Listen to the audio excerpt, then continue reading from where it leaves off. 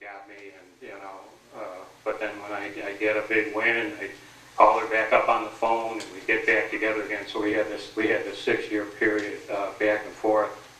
Finally, at the age of 28, I had an opportunity, along with 2 other fellows, to open up a business out in California. So I quit the job I had here. I was in a sales position, so were the other 2 people, and we brought a franchise out in California and opened up a business. One of the other fellows was a compulsive gambler like myself. All 3 of us were doing drugs at the time, and all 3 of us were drinking at the time.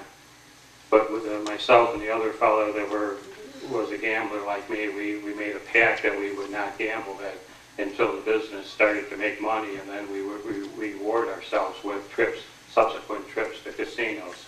So for the first year, we went out there and we marketed some new product out in California, and things started to go well. The money started to come in, and then it was time after 1 year. I think I only gambled twice that year, which for me was amazing, because up until then I gambled almost every day. I mean, if 2 cockroaches were going up on the wall, I'd say, which one do you want for $10, So I mean, I was like what they call a dry drunk. I mean, I knew I just had to get this money in, and then we were gonna celebrate. So when the money started coming in, we did make our first trip to Vegas, and with myself and the 2 other fellas, and we went there, and again, similar to the racetrack and to the penny ante game, I had a big win at the casino.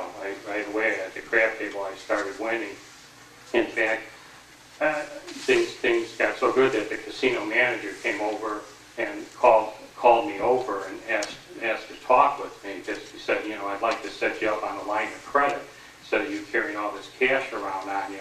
Then he started asking me questions, who I was, where I was from, and what I did for a living. I told him, and he was so intrigued by our business concept that he said, well, does anybody have this for the state of Nevada? And I said, no. And next thing you know, we're out at his house in the middle of the desert in the afternoon. He's thinking about buying a franchise, and we get back to the casino, and he sets me and my other 2 partners up on a line of credit for the casino where we don't have to bring money. And again, there is a Proverbs 14:12, there is a way that seems right unto man, but in the end it leads to death, and that was the kiss of death, getting that line of credit. I did go home a winner that time, but subsequent trips to Vegas just kept, I kept losing and losing, and the losses kept getting heavier and heavier. I was also playing in all-night poker clubs in California. It was legal back then, so I was playing, playing in those games. I was going to the racetrack in the afternoon. I was betting sports. I had 2 bookmakers. I had 17 credit cards maxed out. Then the businesses started failing because we were siphoning off, so much of our work in that. And at the same time, Pat, my wife, gave me an ultimatum because of this relationship. She's living back here in Chicago. I'm out in California. And she said, Jerry, she said, I got to know, I mean, is there a future? Are we going to get married? She had always thought I was going to ask her every Christmas to get married, and I wasn't really thinking along those lines. And to be quite honest with you, Pat is, and today, the most wonderful person I've ever met. And looking back on things, I married her for all the wrong reasons. I just didn't want to lose her. I really look back, and I was so sick into my gambling. I said, if I say no and don't marry her, I don't know if I'll ever get married, So I said, no, that's, I proposed to her. But boy, what a time for us to, get engaged. It was at the height of my gambling. She didn't know a lot of my debt structure, what I was doing. I was secretive about a lot of my gambling. On our honeymoon, we flew to Hawaii. Pat promised that, we wouldn't go on gambling for our honeymoon. And I agreed to it. And after, 5 days in Hawaii, it was one of the 2 states that doesn't have gambling. I started getting a little stir crazy. I think a long story short, I turned a situation where, I tried to call up. I saw a couple Samoan guys that were killing a guy almost in a parking lot. I called the police to help this guy, and next thing they turned on me, and I told Pat, Hawaii's crazy, let's get out of here. And it's not part of the United States. We got to go and finish our honeymoon at another state in the union, and next thing you know, we're on the plane going back to Las Vegas. We had 425 people at our wedding, even though we paid for our wedding, Pat and I. We had money left over on that trip. I lost everything, all of our wedding money. And it turned out I knew it cost $15 to take a cab from the casino we were staying to the airport. And I took it so deep that I only had $5 left. So here, if you can imagine, our plane's going to be ready to go, and we get into a cab. I only have $5, you know, and no credit card back then or anything good. And I remember watching the thing. We're in the desert now, and I'm watching the thing 480, 490, and finally I tell the driver, stop. And we're in the middle of nowhere. It was a female taxi driver, and she said, well, stop, what? And I told her, I just got $5, let us out. Well, by the grace of God, she took mercy on us and took us the rest of the way to the airport. But I think back on that, and I said, well, what a way to start a marriage. What a way to start a marriage. The first 2 years of our marriage, the businesses were still existing, but things were getting worse. You know, like I say, I tapped out all my resources, and finally my bottom came when I had nowhere else to borrow money. And my barber was a compulsive gambler like myself. He told me about this gentleman, and he was with the Mafia, that I could take a Mafia loan out. But I had to make sure I make the payments, you know, and that. Well, I was so desperate, I met with him and ended up taking a loan out with him. And I made my first few payments with him, and then I lied to my wife, Pat, and told her I was going to Los Angeles on business, and went to Vegas instead. And I left my payment. I said to my barber, will you give him my payment? And he had a payment he had to give to him at the same time. He said, oh, yeah, no problem. Well, make a long story short, he ended up taking my payment and gambling it at the local racetrack. So when he didn't get my payment, he went over to my house, and I had then been blessed with my first child, infant son, Brian, and he came to the house, and Pat had the screen door latch, but he said, you know, I'm a friend of Jerry's from the business. He, you know, came across like that, and he said, I hear you had an infant son. And Pat said, yeah, and he said, could I see him? So Pat thought, you know, he's a friend of mine. He went to the nursery and brought Brian out to the door, and with that, his first name was Frank, and Frank just said, well, when you talk to Jerry next, would you give him a message? And Pat said, yeah. He said, well, tell him that your son Brian has a beautifully shaped head. Later that day, I called from the hotel in Las Vegas and got that message from Pat, you know, that she had to visit her. It was kind of a funny message that he gave.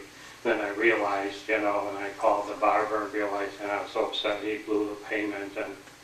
But I remember, you know, I couldn't even like leave that hotel room. I was just like frozen, and there was a voice inside of me saying, how much further do you want to take this? Now you're really jeopardizing, you know, your family over this addiction and everything else.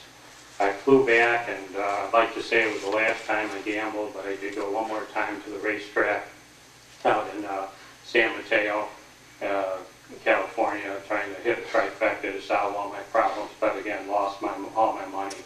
Got out to the car, and I remember, you know, I couldn't even turn the key over in the car, and just so desperate. But I remember just saying 8 words that changed my life. I said, God, I am so sick. Please help me. And you know, I didn't have a personal relationship with the Lord then. I heard about God, raised, you know, hearing about God and Jesus, but didn't know Him. You know, and even with all the guilt and shame, all the things I did to support my gambling, He couldn't really hear me. But He did hear my cry in that parking lot, and He delivered me to Gamblers Anonymous a couple days later, and there a man gave up his time for 2 hours after the meeting, and he had similar checks. Because now I have to share with you, I've written bad paper, I've written bad checks in Nevada, so I was really facing what I thought extradition back to the state and being arrested in that. So I had all that, plus you know, the credit cards, bankruptcies. I ended up having a double bankruptcy, you know, both business and personal because of the debt. It was just, you know, I was getting pink slips in the mail, like 15 or 20 every day. I knew it wasn't like I won anything. It was judgments and whatnot. So I went there, and God really used that program and the people in there. And day by day, I abstained from gambling. he helped me in talking with the Mafia, and I was allowed some time, and finally got that loan paid off. I moved back here to Chicago and continued in the program. And it was 3 years later, after seeking God spiritually, that God strategically put Christians in the Gamblers Anonymous program. A couple couples that knew the Lord, that they shared Jesus Christ with me. And in September 19th, 1987, I made that decision to accept Christ in my life. Many things have changed in my life as a result of stopping gambling. Like I said, I made my last bet. It was April 4th of 1983, so it's over 28 years ago that I've been delivered and set free from gambling. A marriage, really looking back, when I stopped, the chances of it continuing was slim or none. But God is a God of miracles and a God of the impossible. I probably put Pat through almost a nervous breakdown in my life, but I thank God that she stuck with me. I was blessed with 2 more children, 2 girls.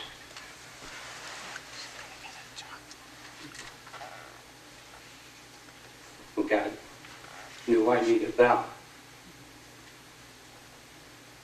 One daughter, the second daughter was Katie. She, 5 years ago, she was on her way to school. She was up in Rockford studying to be a missionary in India. She had a call in her life, and she was killed. So she graduated, with the Lord. I'm just so thankful to have been her dad. Your pastor and Ricky came the night of the news. And as we heard that song, the Lord comforted in their darkest hours. They were kind of there. And we felt so much comfort from the moment of the news that night. And God has done remarkable things in 5 years that we even now have a family ministry that we're able to comfort others. Then I was blessed with another girl, Laura. She's a junior in high school. And such a blessing to me. All the things I thought I could get by gambling, I've got by not gambling. I've got a marriage, 30 years now. I have a wife that trusts me. Where I remember she used to tell me when she went to Hallmark when I was in the throes of my gambling for our anniversary or my birthday, she'd have to go and get these cards. And, she didn't feel, she had to buy them and give them to me, but she didn't feel it, Now, I'm glad you could tell me after I got in for a while and got well. But it's great now to be able to feel that love and to have recovered really, and to see all that God has blessed me with. So again, I just thank you for the opportunity of sharing what Christ has done and how He's turned the life around. And again, my burden is for, as Ken said, for the youth of today. We're just seeing countless people, being targeted. You get these things when they get close to 21. They send these playbooks, sports bets, come to casinos.